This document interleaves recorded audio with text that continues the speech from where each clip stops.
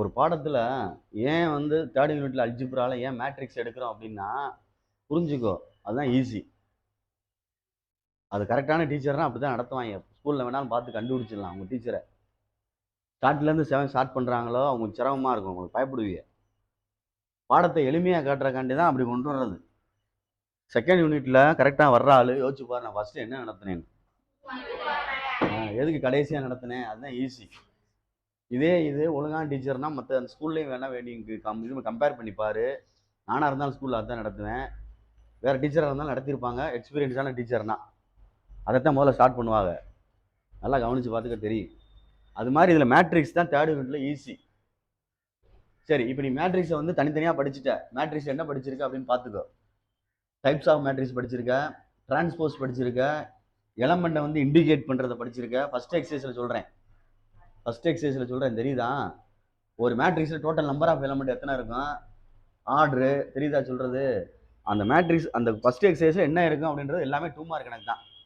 கடைசியாக 2 போட்டிருக்கேன். 7th some வந்து ஈக்குவல் பண்ணி செய்கிறது, ஈக்குவல் மேட்ரிக்ஸ்னு அர்த்தம். Every element equal. அது மாதிரி இப்போ நெக்ஸ்ட் என்ன ஸ்டேஜுக்கு போகிறோம்னா 3.18க்கு உள்ளது.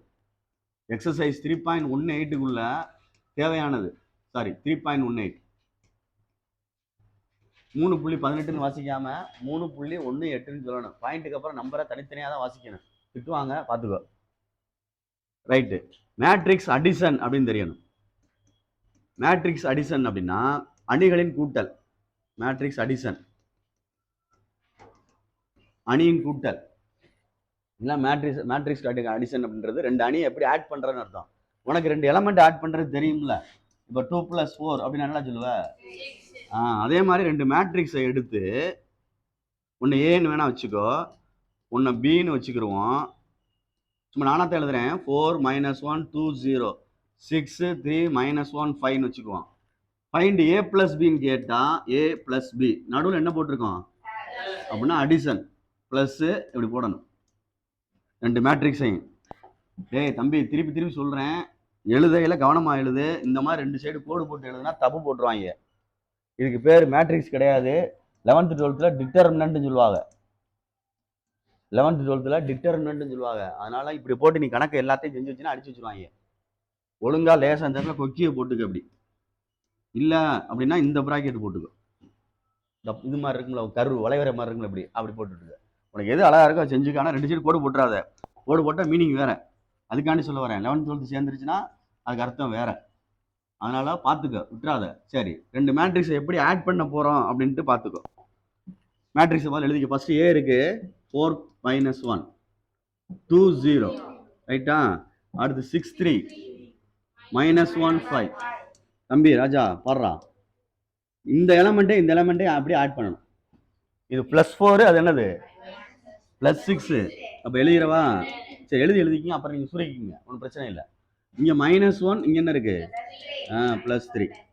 அடுத்து 2 இருக்கு, இங்கே என்ன இருக்கு அப்படியே நேர 0 + 5. இப்போ ஆன்சர் எடுக்கிறோம். 10 2 1 5. இதை ஒன்றுன்னு வச்சுட்டேன். டேய் கவனி, நெக்ஸ்ட்டு பொறுமையா பாரு அப்படின்னா B + A கண்டுபிடிக்கிறேன். பிஏ முதல்ல எழுதணும், அப்புறம் தான் ஏ எழுதணும். மாற்றி எழுதக்கூடாது. புரியுதா? அதுக்கு தான் சேர்த்து கண்டுபிடிக்கிறேன். பிக்கு என்னடா தம்பி இருக்கு? 6 3 -1 5 4 - 1 2 0. எவ்வொரு எலமெண்ட் இது 2 10 டேரக்டா போட்டுறேன். இது 3 - 1 2 -1 2 1 5 + 0 5. இது செகண்ட் ஒன். 2 எப்படி இருக்கும் பாரு. கொஞ்சம் கவனி. ஃப்ரம் 1 and 2 A + B = என்னது B + A. இதுக்கு பேரு கம்யூட்டேட்டிவ் ப்ராப்பர்ட்டி அடிஷன் சொல்லுவாங்க. ஓவர் அடிஷன் அப்படின்னு சொல்லுவாங்க. கம்யூட்டேட்டிவ் தமிழ்ல வந்து சேர்ப்பு பண்பு அப்படின்னு சொல்லுவாங்க. சாரி, பரிமாற்று பண்பா மாற்று பண்புன்னு சொல்லுவாங்க கம்யூட்டேட்டிவ். ஆனா அடிஷனை பொறுத்து எப்படி வருது? ஈக்குவலா வருது. கவனிச்சுக்க, ஏன்னா மல்டிபிளேஷன் பொறுத்து வராது. அதனால சொல்ல வரேன். பொறுமையா பார்த்துக்க. A + B = B + A. therefore commutative commutative is ட்ரூன்னு சொல்லுவாங்க. அடிஷனை பொறுத்து commutative is true under addition. Under அடிஷன்னா கூட்டலின் கீழ் பரிமாற்று விதி அல்லது மாற்று விதி நிறைவு செய்யப்படும் அர்த்தம். இது ஒரு ஒன் வேர்டு மாதிரி. சரி, கொஞ்சம் கவனி. ரெண்டு மேட்ரிக்ஸ் ஆட் பண்ணிருக்கேன்லடா தம்பி. ஏன்னு ஒரு மேட்ரிக்ஸ், பின்னு ஒரு மேட்ரிக்ஸ். ஏன்ற மேட்ரிக்ஸோட ஆர்டர் என்னது? 2/2. பின்ற மேட்ரிக்ஸ் ஆர்டர். அப்ப ரெண்டு மேட்ரிக்ஸ் ஆர்டர் எப்படி இருக்கு? அப்படின்னா தான் நம்ம ஆட் பண்ண முடியும். அதுவும் கண்டிஷன். ரெண்டு மேட்ரிக்ஸோட ஆர்டர் ஈக்குவலா இருந்தா தான் நம்ம மல்டிப்ளை பண்ண முடியும். ஆர்டர் புரியுதா சொல்றது? அதை மறந்துடாத, நோட் பண்ணி வச்சுக்க, மறந்துடாத. சொல்லிட்டேன், சில விஷயங்கள் சொல்லல, நான் வச்சுக்கோங்க. ஆர்டர் ரெண்டு மேட்ரிக்ஸோட ஆர்டர் ஈக்குவலா இருந்தா தான், ஆர்டர் வந்து ஈக்குவலா இருந்தா தான் இது ஆட் பண்ண முடியும். a plus b எக்ஸிஸ்ட் ஆகும். எக்ஸிஸ்ட் ஆகும்னா காணகம்னு அர்த்தம். ஆர்டர் ஆர் ஈக்குவல் அப்படி இருந்தா தான் ரெண்டு ஆர்டர். சரியா சொல்றது? கொஞ்சம் கவனிச்சு பார்த்துக்கோ தம்பி, கவனிடா. டேய், சப்ராக்ட் பண்றது எப்படி? Matrix subtraction.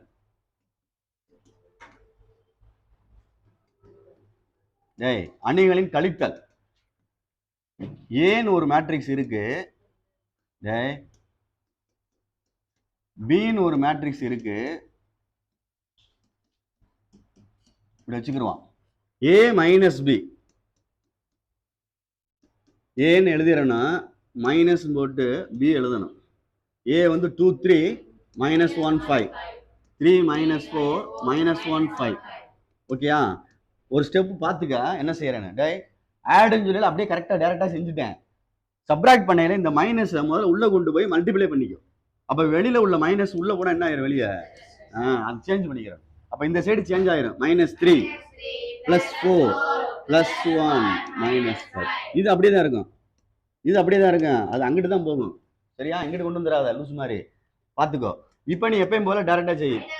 2 - 3 என்னது? -1. ஏன்னா இடையில பிளஸ் தானே இருக்கு, அவ்வளவுதான். அடுத்து 3 + 4 என்ன வந்துடும்? 7. -1 + 1 5 -5. புரியுதான்னு பார்த்துக்கோ. இது ஒண்ணுன்னு ஆன்சர் எடுத்திருக்கேன். முதல்ல அடிஷனை பொறுத்து கம்யூட்டேட்டிவ் ட்ரூன்னு காமிச்சிட்டேன். அடுத்து சப்ராக்ஷனுக்கு வர்றேன். சப்ராக்ஷனுக்கு வரையில பார்த்துக்கோ. a - b கண்டுபிடிச்சிருக்கேன். நெக்ஸ்ட் b - a கண்டுபிடிப்போம். b - a பின்னு எழுதிட்டு -aன்னு எழுது.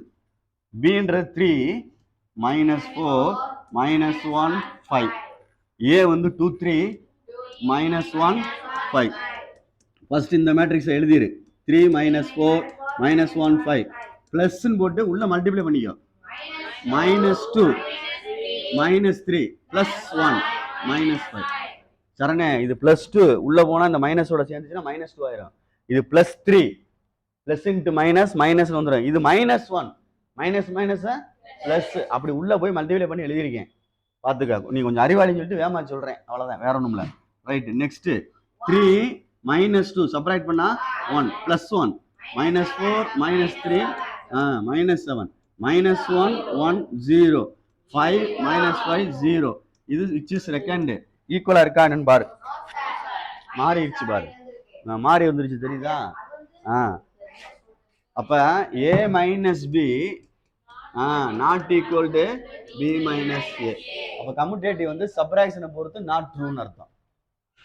சொல்ற வார்த்தையை பார்த்துக்க. கம்யூட்டேட்டிவ் வந்து கம்யூட்டேட்டிவ் அப்படின்னா பரிமாற்று பண்பு அல்லது மாற்று பண்பு நாட் ட்ரூ. அண்டர்னு எழுதிட்டு சப்ராக்ஷன் எழுதணும். அண்டர்னா கழித்தலின் கீழ் அப்படின்னு அர்த்தம். கூட்டலுக்கு சாட்டிஸ்ஃபை பண்ணுது, கழித்தலுக்கு சாட்டிஸ்ஃபை பண்ணல, மல்டிப்ளிகேஷன் சாட்டிஸ்ஃபை பண்ணாது. பண்ணும், சில நேரங்களில் பண்ணும் அப்படின்னு சொல்லுவா ஒரு கண்டிஷன். அது அப்புறம் பார்த்துக்குருவோம். இப்போதைக்கு சப்ராக்ட் போட்டிருக்கேன். ஃபர்ஸ்ட் அடிஷன் சொல்லி கொடுத்துருக்கேன், சப்ராக்ஷன் சொல்லி கொடுத்துருக்கேன். இது ரெண்டையும் யூஸ் பண்ணி தான் 3.18 மூவ் ஆகும். சொல்றத புரிஞ்சுக்கோ அப்படின்னா அர்த்தம் அதுதான்.